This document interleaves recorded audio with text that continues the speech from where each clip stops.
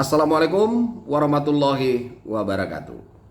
Saya Marulina Manik dari Lovely Holidays Tour and Travel. Pada pertemuan kita yang keempat ini, kita juga masih membahas tentang pengelompokan ataupun klasifikasi pemandu wisata berdasarkan jumlah daripada tamu ataupun wisatawan. Apakah Anda sudah ready untuk menjadi seorang pemandu wisata? Kalau sudah, bagus. Tapi kalau belum, tunggu dulu. Tentu kita harus perlu memberikan asupan-asupan berupa cara-cara yang diajarkan dari segi ilmiahnya ataupun dari segi teoritisnya, bagaimana menjadi seorang pemandu wisata.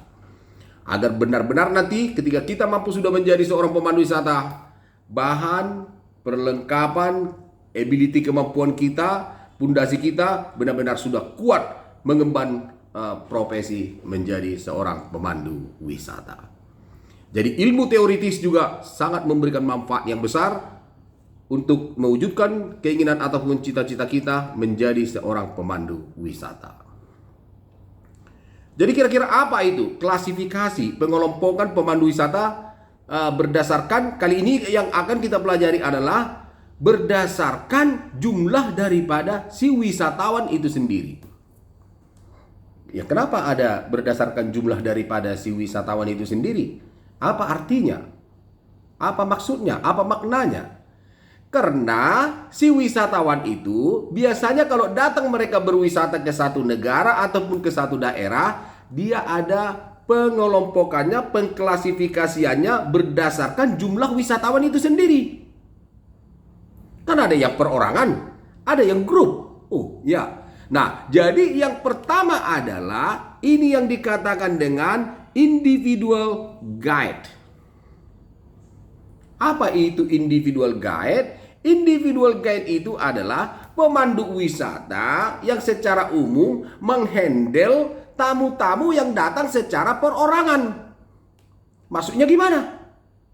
Maksudnya adalah contoh ini. Wisatawan itu datang ke satu destinasi, katakanlah Lombok ya, Lombok. Mereka itu hanya 4 orang, 2 orang, 6 orang. Ini selalu diklasifikasikan dengan jumlah wisatawan itu berdasarkan boleh dikatakan secara individu perorangan. Jadi tidak grup besar, tidak 50, tidak 100, tidak 30. Jadi di sini juga wisatawan itu menjadi satu kelompok pengklasifikasian untuk menghandle jumlah wisatawan berdasarkan jumlah daripada tamu itu sendiri. Apakah kalau satu orang wisatawannya datang perlu disiapkan guide? Ya perlu. Tapi semua tergantung kepada si wisatawannya sendiri. Khususnya kalau wisatawannya itu dari Eropa ataupun dari Amerika, dari Australia atau orang barat lah secara umum. Selalunya mereka itu kalau datang berwisata, mereka itu membutuhkan pramu wisata ataupun turis guide. Nah, di sini yang dikatakan dengan pengklasifikasian berdasarkan jumlah wisatawan. Jadi pemandu wisata itu menghandle wisatawan yang datang secara perorangan. Biasanya ini katakanlah di bawah 15 orang. Itu kita katakan dengan FIT. Yang datang secara tidak secara rombongan, tidak secara grup. Jadi kalau tamunya 4, kita siapkan nanti contohnya armada untuk kapasitas 4, dan pemandu wisatanya juga akan menghandle tamu yang 4 ini dari mulai program pertama sampai program akhir. Dialah yang akan memandu. Si wisatawan ini, si pramu wisata inilah yang akan memandu. Yang mengarahkan dari mulai ketibaan, mengarahkan sampai ke transportasinya, sampai memberikan informasi tentang perjalanan wisata mereka sesuai dengan program yang diberikan kepada si pramu wisata. Jadi biar bisa kita pahami ya, bahwa ada 2 klasifikasi daripada wisatawan yang datang berdasarkan jumlah, yaitu perorangan dan grup. Nah, jadi kita sudah bercerita atau menerangkan tentang yang perorangan. Bagaimana kalau wisatawannya itu cuma sendiri yang datang? Apakah dia juga memerlukan wisatawan? Ya, sesuai dengan keinginan si wisatawan. Bukan tidak mungkin. Ya, dan ini sering terjadi. Dan saya sendiri secara pribadi saya pernah menghandle wisatawan itu hanya 1 dari Belanda. ya kita handle. Wah, bagaimana kita handle? Kenapa? Karena semua kalkulasi, perhitungan yang diinginkan oleh si wisatawan semua sudah dimasukkan di dalam namanya quotation. Quotation itu adalah perhitungan. Jadi cost expenses daripada si pramuwisata, si guide ini selama dalam perjalanan ini juga sudah dihitung di dalam quotation, di dalam perhitungan yang diberikan kepada si wisatawan. Jadi tidak ada masalah. Bukan berarti karena tamunya sendiri atau 2 orang si pramuwisatanya tidak dibayar. Dibayar. Kalau nggak dibayar ya nggak mungkin. Nah, jadi di sini perlu kita pelajari ada satu pengklasifikasian atau pengelompokan pemandu wisata berdasarkan jumlah wisatawan. Jadi mohon diingat ya, wisatawan yang menghandle tamu perorangan ataupun individual tourist guide. Kemudian setelah itu apa? Setelah itu ada yang dikatakan dengan pengelompokan namanya group tour guide. Group tour guide ini seperti apa? Si pramuwisata ini menghandle wisatawan yang jumlahnya itu biasanya besar. Di atas 16 orang. Bisa 20 orang, bisa 30 orang, bisa 40 orang. Bahkan bisa 100 orang lebih. Tapi tentu kalau 100 orang dia kan nanti ya berapa pemandu wisata yang dibutuhkan. Biasanya satu armada itu akan diisi oleh satu pemandu wisata. Jadi kalau grup dia, contohnya yang dihandle si pramuwisata ini menghandle grup, berarti dia lagi melaksanakan pekerjaannya sebagai grup tour guide ataupun pemandu wisata yang menghandle rombongan yang datang secara grup.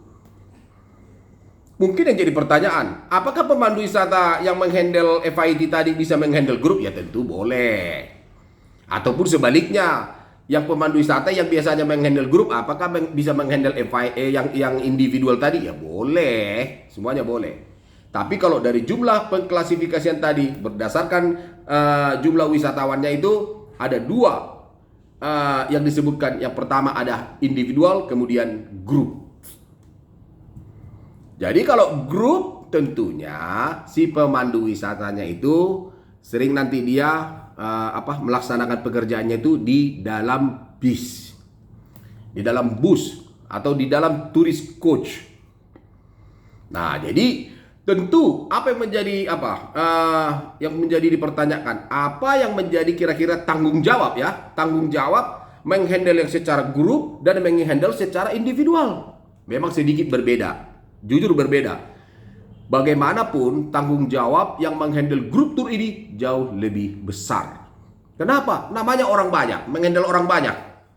Yang menghandle 2 orang dengan menghandle 40 orang tentu berbeda. Kenapa? Kalau menghandle 2 orang, breakfastnya sudah kita aturkan untuk 2 orang. Contoh, transportasinya untuk 2 orang. Yang kita awasi cuma 2 orang. Kalau yang grup, katakanlah dia tadi sampai 30-40 orang, tentu yang kita uruskan juga grup. Mengatur makannya, mengatur transportasinya, mengatur bagasinya. Bagasinya itu istilahnya barang-barang tamunya. Mengatur selama perjalanan di objek dan atraksi wisata. Ya tentu ini berbeda-beda. Kalau mengenai guide fees-nya bagaimana? Guide fees itu ataupun biaya yang dikeluarkan perusahaan itu tergantung kepada perusahaan di mana dia bekerja. Selalunya untuk menghandle grup itu guide fees-nya itu sedikit lebih banyak daripada yang menghandle FIT. Tapi ini sangat menarik ya. Yang penting adalah kita sebagai pemandu wisata, bagaimana kita mampu melaksanakan pekerjaan kita seprofesional mungkin.